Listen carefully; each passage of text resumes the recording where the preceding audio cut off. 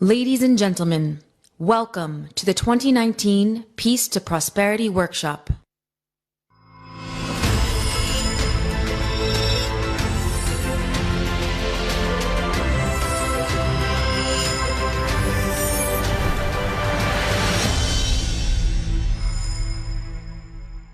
Ladies and gentlemen, please welcome to the stage the Senior Advisor to the President of the United States, Jared Kushner.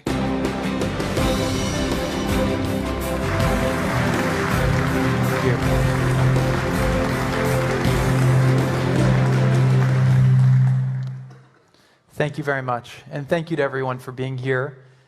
Before I begin, I want to thank our gracious hosts, His Majesty King Hamad, His Royal Highness Prince Salman, and His Excellency Sheikh Salman. I want to thank the Kingdom of Bahrain and the people of Bahrain for being such gracious hosts. When I came and visited with you and your father about a couple months ago in February and presented to him the way we were thinking about solving this conflict and the vision, he said, "This is great, this is exactly the thinking that we need in this region," and asked that we come back here and try to assemble a bunch of leaders to talk this through and to start framing it. And we've been very, very overwhelmed by the reaction we've received. So I really want to thank you, Your Highness.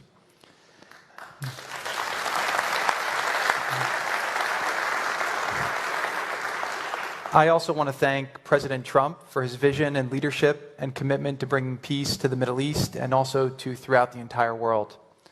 I want to thank Secretary Mnuchin for leading President Trump's delegation to this workshop and for all the amazing work that you and your team have done to help us make this a reality. I also want to thank everyone for joining us here today. The people in this room are not people who shy away from hard problems, and everyone here would like to see us bring an end to this Israeli-Palestinian conflict. The fact that so many global leaders and experts on investment came from all around the world shows that there is a serious interest, appetite, and willingness by the global community to help the Palestinian people if the right context can be created. For too long, the Palestinian people have been trapped in an inefficient framework of the past. The Peace to Prosperity vision is a modern framework for a brighter and more prosperous future.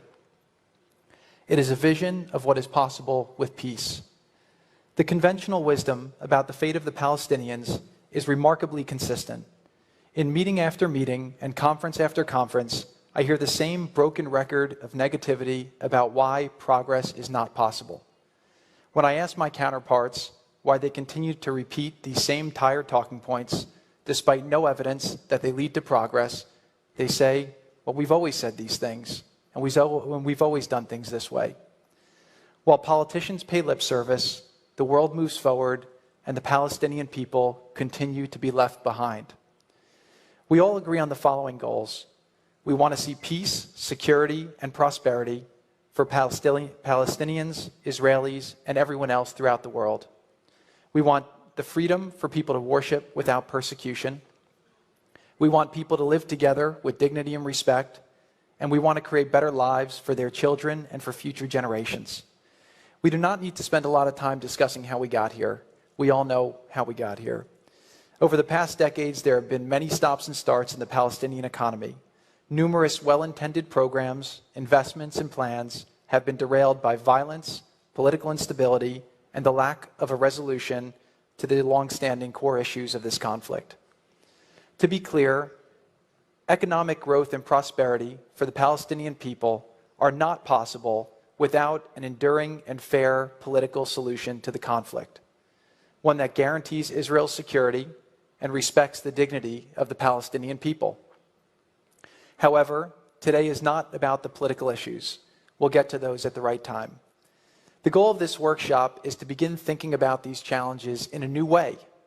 Let's try to view this conflict and the potential of the entire region through a different lens and work together to develop a concrete plan to try and achieve it. For a moment, imagine a new reality in the Middle East. Imagine a bustling commercial and tourist center in Gaza and the West Bank where international businesses come together and thrive. Imagine the West Bank as a blossoming economy full of entrepreneurs, engineers, scientists, and business leaders. Imagine people and goods flowing quickly and securely throughout the region as economics become more integrated and people become more prosperous. This isn't a stretch. This is actually the historical legacy of the Middle East, specifically of Gaza and the West Bank. It is a legacy of great cultures coming together as a center of commerce, innovation, and prosperity. At its apex, the commercial traffic on the desert routes through Arabia, culminating in Gaza, was so dense that historians compared it to an army on the march. But in recent years, for much of the Middle East, and longer for the Palestinians, the only armies on the march have been armies. But in recent years, instead of building on a history of innovation and entrepreneurship, the Palestinians became the highest per capita donor aid recipients in the world with no plan and no end in sight. I might be in the minority, but I believe that this can change. President Trump ran on a very straightforward platform to keep people safe and to create the opportunity for prosperity in America and throughout the world. The last 2 years have been a lot of hard work, but by implementing his policies, President Trump has created the best economy that America has seen in a very long time, perhaps even the best we've ever had. Prosperity is not something that is given to people. Prosperity is something that is earned with smart planning, determination, and fortitude. The Palestinian people have these qualities: intelligence, strength, perseverance, courage, and great supply. Let's harness these strengths and create the opportunity for them to succeed. My direct message to the Palestinian people is that despite what those who have let you down in the past tell you, President Trump and America have not given up on you. This workshop is for you. The vision we developed and released, if executed correctly, will lead to a better future for the Palestinian people, a future of dignity, prosperity, and opportunity. You can change your course for the positive if we are willing to try new things and think outside of the traditional box. Peace can only be achieved if it comes with a pathway for people to improve their lives. One who is more hopeful and sees opportunity for his or her family will put energy into pursuing opportunity instead of blaming others for their current misfortune. That is why agreeing on an economic pathway forward is a necessary precondition to resolving what is a previously unsolvable political situation. Enormous amounts of money have been wasted on corruption, munitions, and conflict in this region. Imagine if that money was invested in infrastructure, education, workforce training, and healthcare. When we reached out to one Middle Eastern investment fund to attend this workshop, they politely replied that they didn't think they should attend because they don't invest in this region. That was exactly our point. We want people to be thinking about how we can create the condition to invest in this region. We need to bring change so that this region can become investable and as a center of opportunity, as opposed to an area that is written off and overlooked. So how do we begin to make this change? We need the right plan, and we need to create the right environment. While we endeavored to create the framework, the hope from this workshop is that we will be able to freely and constructively discuss the different ideas, get peer feedback, modify, and then ultimately finalize a vision as a globally supported plan. We are joined here today by representatives from the world's leading institutions. We're very fortunate to have with us the President of the World Bank, David Malpass. We're very fortunate to have the Chairman of the IMF, Christine Lagarde. Major donor countries, the largest companies, investment funds from all over the world, builders, innovators, job creators, capital allocators, and you'll be hearing from a lot of them over the next couple of days.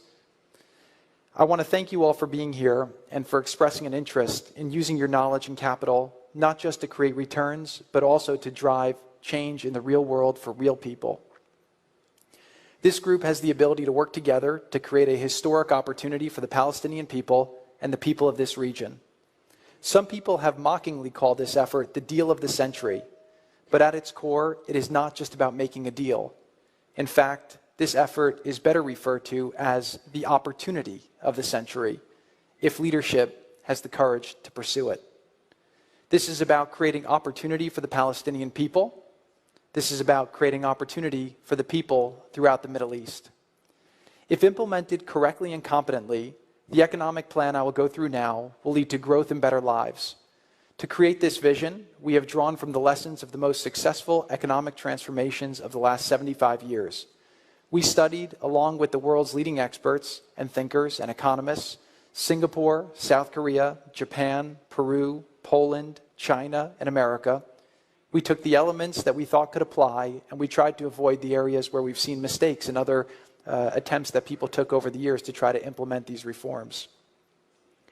What we have developed is the most comprehensive economic plan that has ever been created specifically for the Palestinians and for the broader Middle East.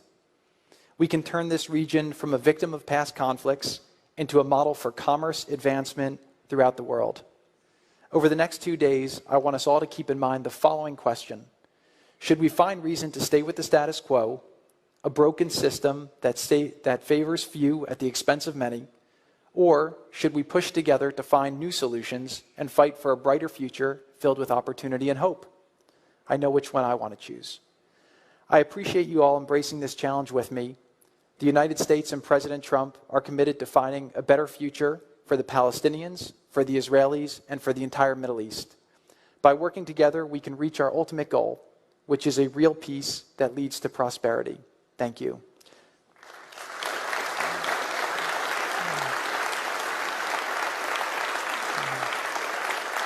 Thank you.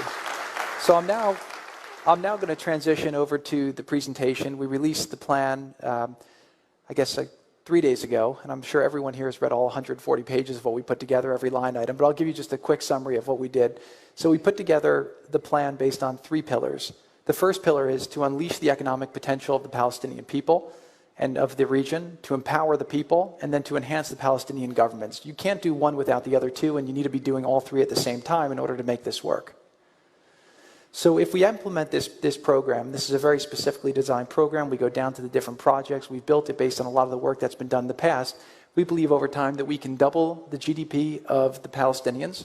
We can create over 1 million new jobs. We can reduce the unemployment rate to single digits, and we can reduce the poverty rate by 50%.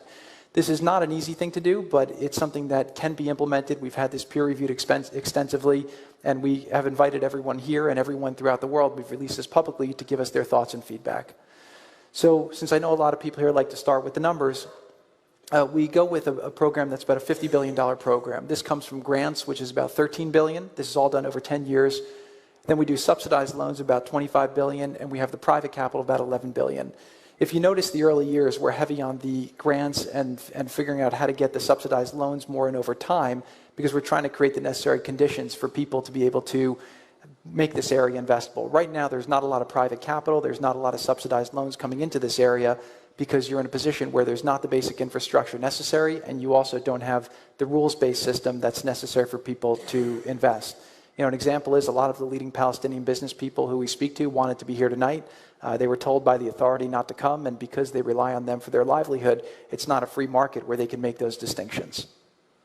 So the first part, which is unleashing the economic potential, basically has 4 elements. Number 1 is constructing the essential infrastructure, which is necessary for businesses to work. Number 2 is opening up the West Bank and Gaza. Right now, they're very isolated enclaves. You have a lot of fear of terror. There's not a great amount of security. And because of that, the security's become very tight around the borders. Because of the tight security, I was talking to one developer, you can't get concrete in, you can't get a lot of goods in, and that makes the cost of living there much more expensive. Again, if we have a real peace and there's not a fear of people doing terrorism, then all of a sudden we can really thin the borders and allow for a much faster flow of goods and people. Promoting private sector growth, a lot of the historical aid that's been done here has been done to the government, and that hasn't necessarily created a private sector. We want to make sure that the private sector is empowered so that the wealth can really be distributed amongst the people, because that has not been the case to date. Then obviously strengthening the regional development and the integration with the neighbors. So we broke each of these things down into different categories, and we have, obviously the foundational things we need to do. We have the infrastructure, the roads and rails, the border crossing, the power, the water and wastewater, digital services, and then we went industry by industry for where we thought that the Palestinians could have a strategic advantage. I'm not going to highlight all of those. If you go online and you look at the plan we put out, we actually have a detailed business plan for how do you do each of these things individually, but I'll just focus maybe on the power to show you what we did. If you go to the West Bank and Gaza, right now the West Bank gets about 99% of their electricity from outside. so that they're not really power independent. You have the ability to develop an ecosystem. They don't have the ability to do power generation. If you go in Gaza, they have one diesel plant, which right now doesn't even have the ability to get in the goods that it needs to operate. This would be about building new power infrastructure. We would convert the diesel plants to natural gas. We'd figure out how to get pipelines to get the necessary gas in, and we would figure out how to make them much more self-reliant. We'd also build out the power grid. Now, again, a lot of these investments people are unwilling to make because people don't want to put good money after bad money. They've seen in the past, they've made these investments, they've tried to help out the Palestinian people, and then all of a sudden, there's some conflict that breaks out, and a lot of this infrastructure gets destroyed. So what we have here is very detailed plans, and these are things that we can phase in over time, assuming there is a real ceasefire or a real peace, and there's the opportunity for people to start making these investments. So the next one is empowering the people. Having great infrastructure doesn't matter as much if you don't have the people to do the jobs. We want to be matching the people with the jobs that are available today and the jobs that will be available in the future. So the Palestinian people, as you'll hear from one of the speakers tomorrow, have one of the highest literacy rates in the world. That's due to a lot of the aid that's been done over the years, which has been good, but we want to enhance the education services to teach them a lot more skill-based training that will help them have better careers and better jobs. A lot of the employers in the region are actually not able to find the qualified workforce that they're seeking to do the jobs and investments that they want to make. So we want to strengthen workforce development, invest in healthcare, and then also improve the quality of life. That's part of the plan. So again, these are the three components, and I'll focus right now just on the educational quality, but each of these elements, if you go into the website, which is on the bottom, you'll be able to see that we have a very detailed plan built out for each one, but you have to do all of these things at the same time. You need STEM education, we focus on youth and women, workforce training, but I'll focus just on the educational quality. These are the different programs we've identified and the investments needed in order to help them catapult to a next level so that they can have a skilled workforce that's qualified to take on the jobs that will be created from all this investment. The third pillar is enhancing the Palestinian governance. Tomorrow we'll be talking a little bit about property rights, which is a very essential component for people being able to get loans, for people being able to have investments, but we need a better business environment. And people are very quick in the Middle East. For the last 70 years, the unifying feature has been to blame Israel for a lot of people's problems. But a lot of the problems really should be looking at governance and the fact that leaders have often deflected blame on Israel for a lot of the own shortcomings from within the countries. If we can create a better business environment there, it will make it investable. So there's two major components that need to happen if people want to see better lives. We need to figure out how do we make it a safe environment, then we can actually have people willing to invest, goods going in, people flowing in and out, and then we need an environment where people know that if they're investing, then there won't be as much corruption, the money actually can trickle down to the people, and when people have property rights, then it actually works that way, and we'll talk about that more extensively tomorrow. One thing that I get asked a lot from people when I share this program with them is they say, well, okay, who's going to implement this, right? We haven't seen a lot of ability to implement something like this, and this is a major scale program. That's something we've studied very, very carefully, and if you look at the last 25 years, we have some very good examples, not just here, but in other places of where big programs have worked and been implemented. We've studied those, and we've tried to create a mechanism that's in line with those, and then we've also had 25 years of experience to see how money can be wasted, stolen, all different kinds of bad things, which we do not want to see happen. So we've envisioned creating a master fund that then can govern this, and we would release it in tranches. One of the things I like to say, maybe this is from my previous life in business as opposed to being in government, is we like to reward results, we don't like to reward efforts. And I think that that's a very important component. So what we would envision is that we would get commitments for this, we would make it in tranches, then as you achieve different milestones of reform, then the next tranches will be released. This is one slide that I actually thought was very interesting, which shows that we're actually starting from a pretty strong place relative to peers. When I show this to people, they're actually quite surprised. If you go on the right side, you'll see that you have the West Bank and Gaza with a GDP per capita of about 3,000 per person. If you go to the West Bank, which is more governed right now, you have about 3,800 per capita. If you compare that to Egypt, it's 2,500, Jordan's 4,000, Lebanon's 8,500, Morocco's 3,000, and Tunisia's 3,500. If you go to debt to GDP, you have Egypt at 100%, Jordan at 94%, West Bank and Gaza are at less than half of that. So starting from a relatively strong place, that if we can start doing these investments, create a peace environment, create a good security apparatus, there is a ton of potential for people to really start rising in a very, very quick way. Finally, We constructed this in a way where we thought we can't just try to stimulate Gaza and the West Bank. You know, obviously we want to create a very prosperous global regional environment. Israel has a thriving economy. Imagine if Silicon Valley was cut off from the rest of California. That's kind of what we have right now in the Middle East. So obviously some form of peace would create prosperity, I think, for Israel, but also for everyone else throughout the region. But what we did is we put the majority of the projects in Gaza and the West Bank, but then we also figured out what projects can we do in Jordan, Egypt, and Lebanon to also figure out how to get those economies to start rising and better integrated as well. So we see tremendous potential. Again, people on this file try to be very skeptical. If you want me to come up with the reasons why this is hard, I can probably give you a longer list of reasons than anybody else. But again, our goal has been to try to come up with what is the best pathway forward? How can we break this deadlock that's been here for too long, and how can we focus on helping people make their lives? And that really is what, when President Trump comes to the office every day, he's focused on the American people. How can he help the American people improve their lives? And we took the same approach with the Israelis and the Palestinian people. The politicians tend to talk about political things. What we tried to focus on are what are the things that will help people live better lives, help their families have better futures, help them pay their mortgages, help them be better providers. And we think that this plan can really accomplish that. So last slide is just showing you the breakdown in all the different industries. Again, all this details on the website, and I want people to review it very carefully. But it shows that the money that we'd be investing is fairly well distributed. Obviously, transportation, mobility, infrastructure with power and water, digital services, those are about half of it, and that's very, very critical. There's still government support. Right now, the government runs a deficit, but over time, they should be able to raise their tax base to be self-sustaining. And then, you know, education, tourism, natural resources, healthcare, home ownership, agriculture, manufacturing, quality of life. These are all components that you have to do at the same time. So I just want to thank everyone on the team who helped make this possible. I think that it's a very good first step. I do hope that the Palestinian people will take a look. I hope that we'll all be able to come together and try to come up with the best framework and put together this package and hopefully use this as a way to change the course of history in this region. So I just want to thank all of you. You know, this is not a conference where people are coming to benefit for themselves. You all have big responsibilities in a lot of places you can be, and the fact that you're showing up to do this shows that you care about the region, you care about doing good in the world, and you care about both the Israeli and the Palestinian people. So really thank you for taking the time out of your lives to come and be a part of this and to provide your feedback, and hopefully this will help us make a big step forward. Thank you.